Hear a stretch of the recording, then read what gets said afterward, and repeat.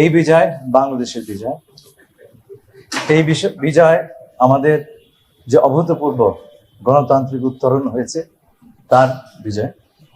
এই বিজয় আমাদের প্রিয় প্রধানমন্ত্রীর বিজয়, কারণ তিনি যদি এই সিদ্ধান্ত না নিতেন এবং দৃঢ়ভাবে এবং অবিচলভাবে বিরতিহীনভাবে আমাদেরকে সমর্থন না করতেন, তাহলে এই 10 বছরের রাস্তা 10 সপ্তাহে আমরা অতিক্রম করতে পারতাম না। আমাদের পররাষ্ট্র মন্ত্রণালয়ের সকল কর্মকর্তা বিদেশে যারা আছেন, বিভিন্ন দূতাবাসে নিরলসভাবে কাজ করেছেন।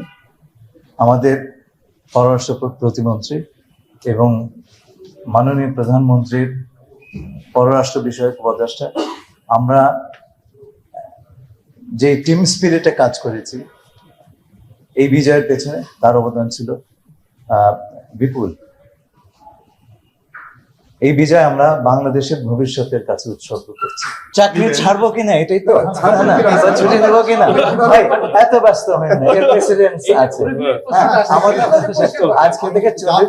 আজকে থেকে 40 বছর আগে জনাব হুমায়ুন রশিদ চৌধুরী সাহেব, আমাদের প্রাক্তন পররাষ্ট্রমন্ত্রী, এই জাতিসংঘের সাধারণ পরিষদের সভাপতি নির্বাচিত হয়েছিলেন।